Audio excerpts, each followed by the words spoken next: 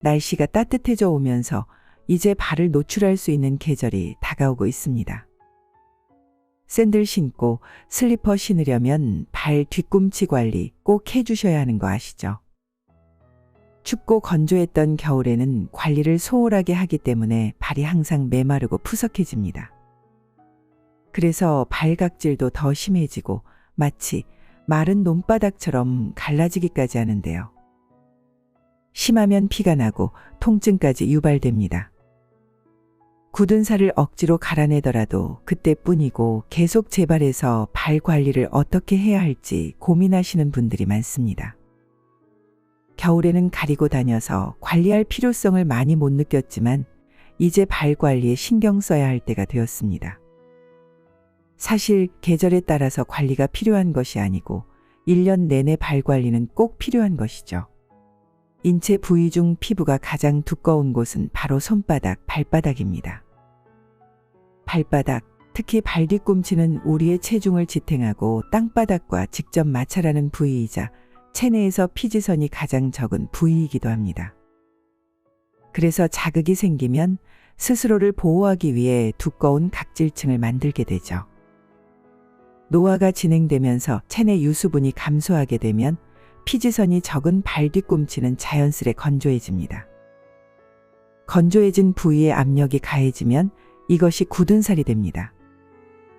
여기에 다시 압력이 가해지면 이 굳은 살이 터져서 갈라지기까지 하는 것이죠.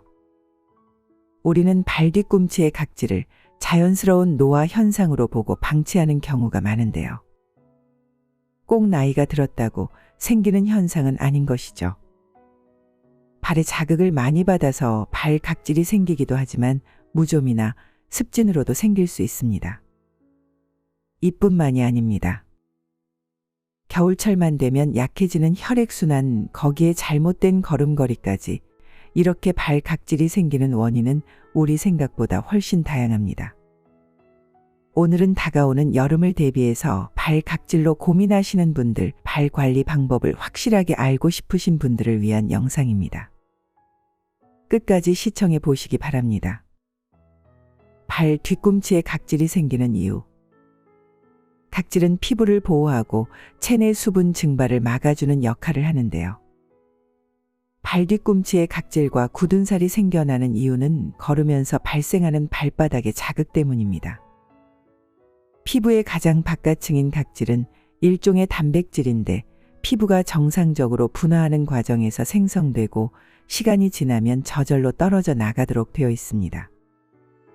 하지만 딱딱한 바닥과의 마찰과 압력이 발에 지속되고 건조한 환경이 되면 각질이 정상적으로 떨어져 나가지 않고 비정상적으로 두꺼워지는 각화 현상이 일어나게 됩니다. 또한 만성 피부염 같은 염증이 있거나 감염 질환, 습진 질환들 때문에 각질층이 증가되기도 합니다. 유독 발바닥에 각질이 많이 생기는 이유는 팔, 다리, 손, 발 등에는 얼굴 피부와는 달리 피지선이 작아서 건조해지기가 쉽기 때문에 수분 부족으로 각질이 잘 생깁니다. 각질층이 넓게 형성되면 굳은 살로, 좁으면 티눈으로 나타나게 되는 거죠. 묵은 각질을 제거하기 위해 뜨거운 물에 불려 자극을 심하게 주시면서 긁어내는데요. 그건 더 피부에 자극을 줄 뿐 각질은 더 두껍게 쌓이기만 하죠. 아토피 피부염이나 족부습진 등 다른 피부 질환이 있는 경우에도 각질이 과도하게 생길 수 있습니다. 당뇨병이 있는 경우에도 피부가 건조해져서 발 갈라짐 증상이 잘 나타날 수 있으니 주의가 필요합니다. 발 각질은 무좀일 수 있다. 각질은 나이가 들면서 자연스럽게 생긴다고 생각하시는 분들이 계십니다. 하지만 발 뒤꿈치의 각질과 굳은 살을 싹 밀어내고 충분히 보습했음에도 불구하고 아무리 크림이나 바세린을 발라도 일주일 만에 다시 각질이 쌓인다면 각화형 무좀일 수 있습니다. 발꿈치 각질이 몇 년째 계속되고 있는데 여기에 아무리 보습을 해주고 갈아내도 좀 나아졌다가 다시 또 보기 싫게 허옇게 일어나는 이런 증상이 계속된다면 무좀을 의심해 보셔야 합니다. 가렵거나 하는 증상도 없어서 무좀으로 생각하지 못하시는 분들이 많은데요. 각화성 무좀은 발바닥에 가려움증 없이 각질이 전체적으로 두꺼워져서 고운 가루처럼 인설로 떨어지는 경우가 대부분입니다. 각질층에 무증상의 작은 구멍을 만드는 경우도 있어 단순한 발각질이라고 혼동할 수 있지만 각질 제거가 아닌 진균 감염 치료가 필요한 무좀의 한 종류일 수 있습니다. 이런 증상이 있을 땐 피부과에 내원해서 진균 검사를 받는 것을 추천합니다. 이렇게 발각질은 물리적 압박에 의해서만 생기는 건 아니고 감염성 질환이라든지 염증성 질환에 의해서도 생길 수가 있습니다. 그래서 반드시 한 번은 진단을 받고 치료가 필요 없는 각화 증상인지 확인을 하시는 것을 추천드립니다. 예를 들어 무좀이 동반되어 있는데 무조건 각질을 벗겨내고 보습만 한다고 증상이 낫지 않기 때문이죠. 오히려 그러면 염증이 더 심해질 수 있어서 한 번 정도는 진단을 받고 그 다음 증상에 따라서 약을 쓰던지 아니면 각질 제거 후 크림을 바르던지 결정을 하면 됩니다. 각화형 무좀의 예방법.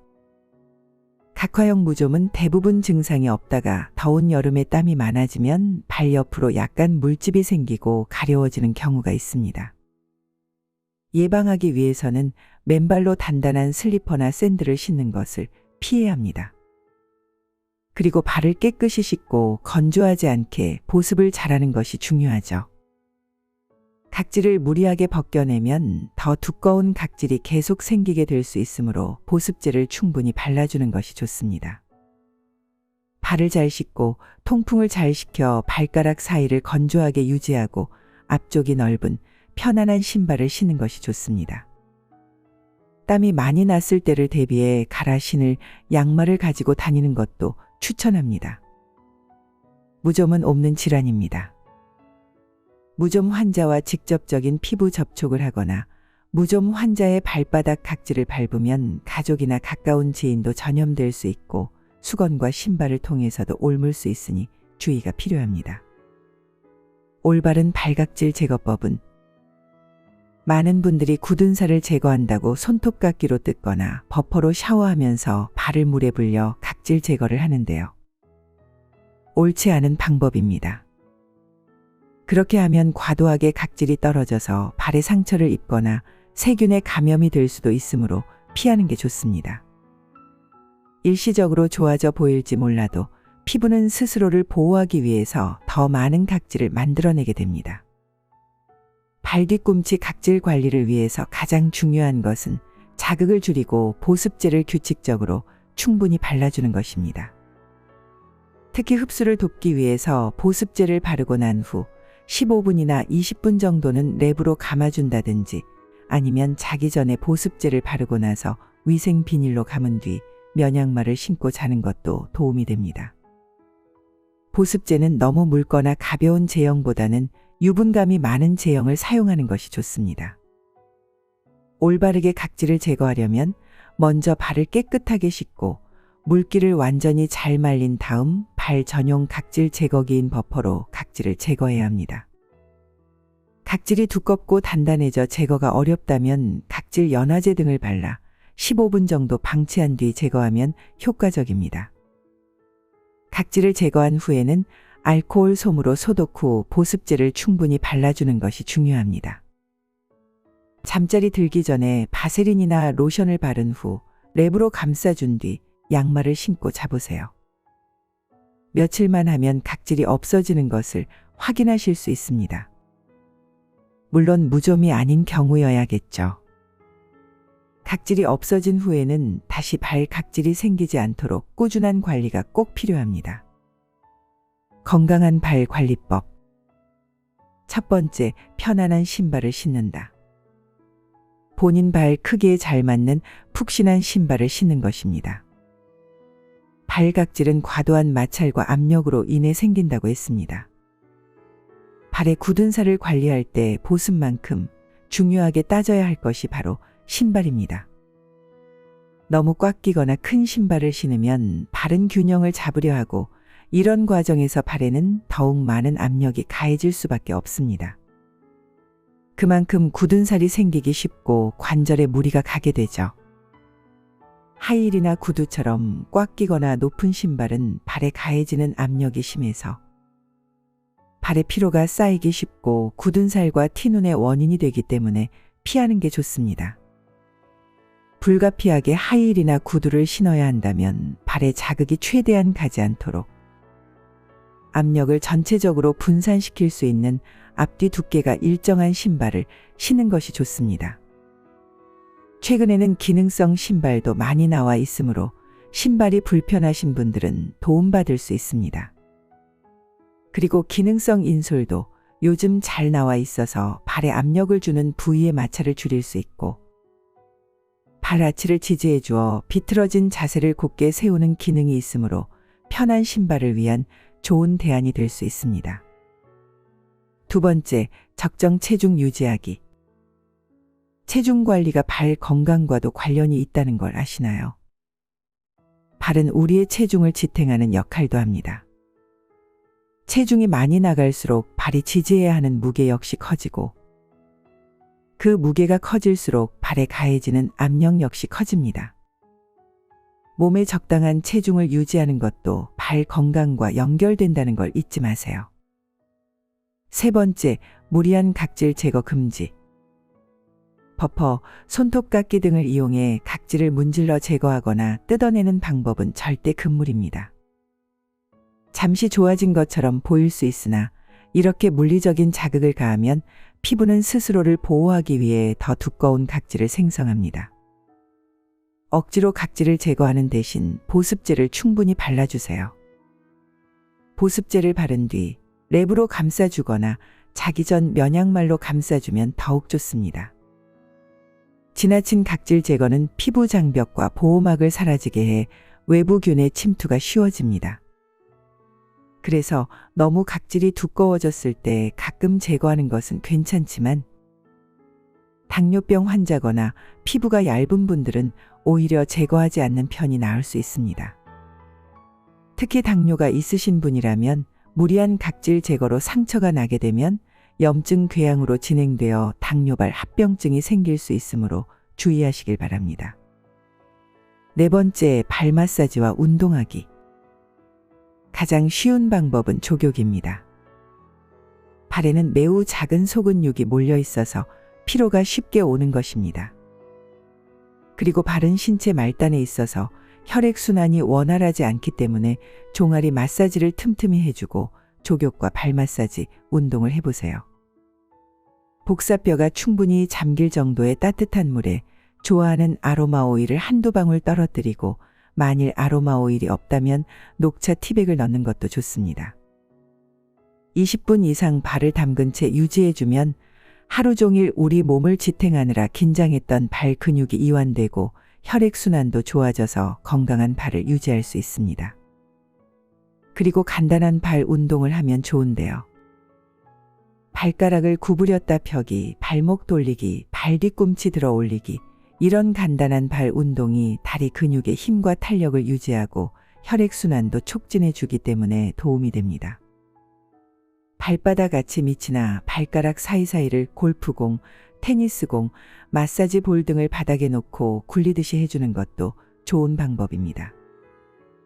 정리를 해보면 발 각질이 고민되시는 분은 제일 우선으로 무좀인지 확인을 해보세요.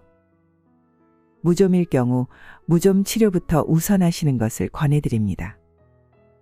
무좀이 아닐 경우 발에 각질이 생기는 원인은 무리한 자극과 수분 부족이기 때문에 발에 압력과 자극을 주는 행동은 피하고 과도한 물리적 각질 제거보다는 항상 보습을 충분히 해주는 것이 좋습니다.